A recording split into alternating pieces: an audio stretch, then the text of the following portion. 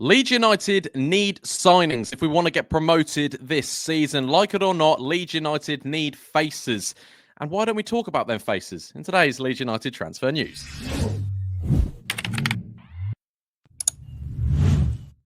All right, guys, what's going on? My name is Ollie Ward. Welcome back to the Ollie Ward channel. Hope you've had a fantastic Wednesday and you're ready for the latest Leeds United news. Before we get into it, be sure to smash. Let's go for 200 likes on this video. Subscribe if you're new and get your comments in on all the transfer news we speak about today and your early score predictions for Oxford versus Leeds United this weekend. Without further ado, let's get into the transfer news. Just do want to apologise, actually, that this is not like the fully edited transfer news with all the videos and photos and stuff. I've had a busy day. It's been my birthday last few days. It's been busy around here. Thank you for all the kind happy birthday comments as well. Without further ado, let's talk. Like I said in the intro, we need recruitments in, but Daniel Farke said in a press conference recently, it's going to be a quiet January. The only time we'll kind of bring one in if one goes out. And we're talking an outgoing first. We're talking Patrick Bamford leaving Leeds United. The 31-year-old has come off the bench twice and hasn't started a championship game this season for Leeds United. It emerged this week, like I just said, that Leeds United are eyeing a striker signing in case one goes out. Most likely Bamford or Joffy, with possible moves for Louis Barry. Emi Buendia being there, and Dor Turgeman. We'll have a bit more on Dor Turgeman, the Israeli striker, a little later on in the video. But Team Talk reported this afternoon, so take it with a pinch of salt, and claims that Serie A side Genoa and League One high flyers Wrexham are both interested in signing Patrick Bamford, the England star, they've called him, or the one-time England star, Patrick Bamford, in January. Obviously, we know Wrexham have their money, have got the Hollywood TV stuff, but if Bamford fancies, one last crack at the top tier, he'd have to move to Italy and move to Genoa, who are currently 13th in the Serie A. Can I see Patrick Bamford move? I can. Just reading them stats at the start of that, only come off the bench twice, hasn't started a championship game. It looks like between Leeds fans, Leeds, and Patrick Bamford, it's gradually coming to an end. There's been a stat going out today about XG to goal ratings, and Patrick Bamford has the worst in Europe. He's literally number one, which is absolutely terrible. We know that Patrick Bamford hasn't been brilliant, but God, I don't think everyone knew it was that bad. Check out Twitter for that. We're talking Kelleher a bit later on as well, and he's, shot stopping to goals scored and stuff. He doesn't look good either. But either way, Patrick Bamford, Wrexham, I think it makes more sense. I think he will stay in England, obviously 31 years of age. Will he want to be moving his family and his whole lifestyle out to Italy? He'll be playing with Caleb Ekuban. If you remember him at Leeds United, a bit of a Leeds United flop he was, but they were our best sort of players at the time, Ekuban. And then, Patrick Bamford, Wrexham, they're high-flying in League One. They could be a championship side next year. They genuinely could be. Patrick Bamford is on high, very high wages at Leeds United. Will he want to see out his contract? But we know Patrick Bamford, he's a nice bloke, yeah? I think he just wants to play football, and Wrexham could be the club. Again, this is from Team Talk, so do take it with a pinch of salt. But do I see Patrick Bamford leaving in January? I really do. Farke doesn't use him anymore. We've got 5 subs, and he rarely uses Patrick Bamford.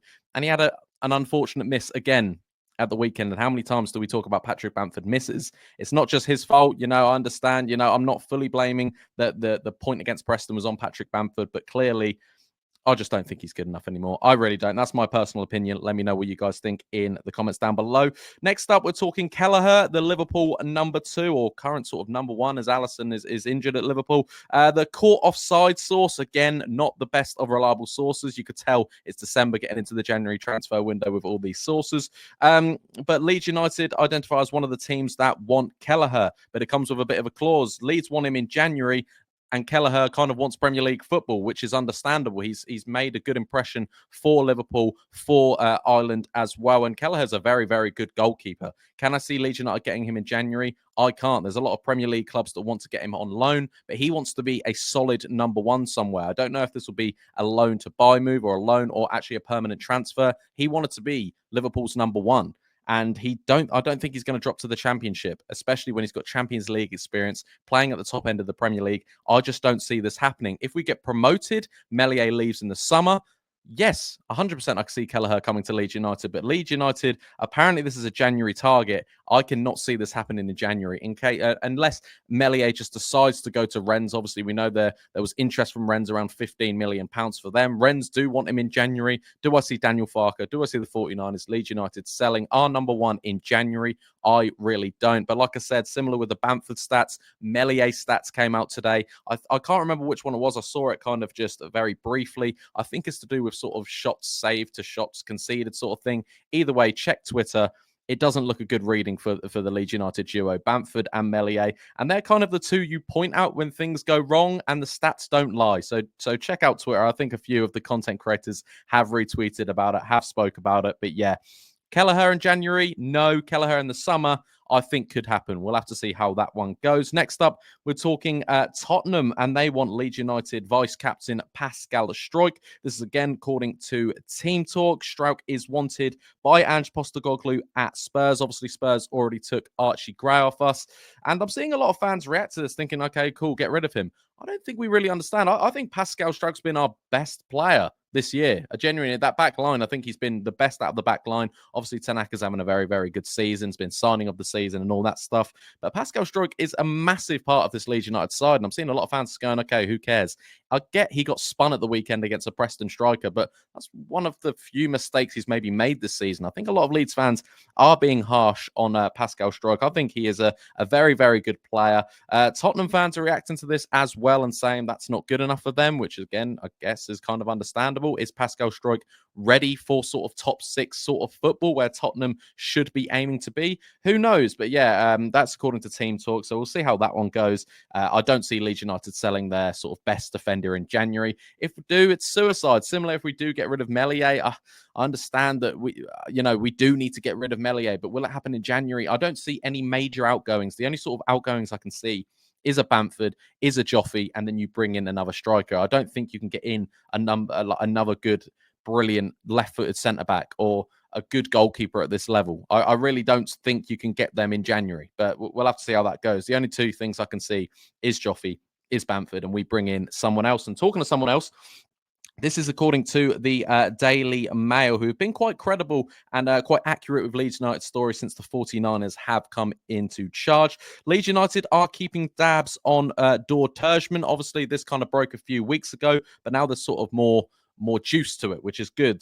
Leeds United have other options available, but according to the Daily Mail, Leeds United want him.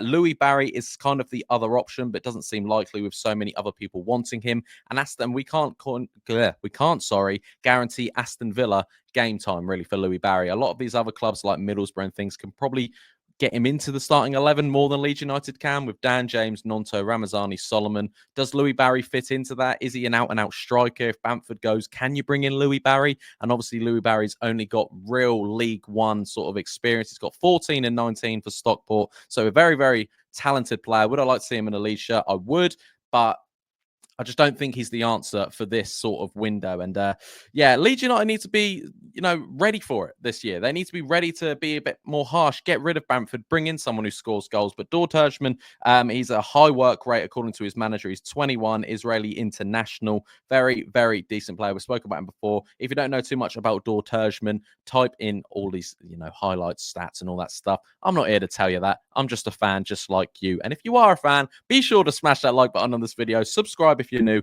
and get all your comments in. Just to read one more time: Bamford leaving Leeds United, Kelleher, will it happen? I personally don't see it. Tottenham want Pascal Struijk, and Leeds United keeping tabs on Dor Turgeman. I've been Ollie Ward. Hopefully you guys did enjoy this video, and I'll catch you in the next one. Cheery. Oh.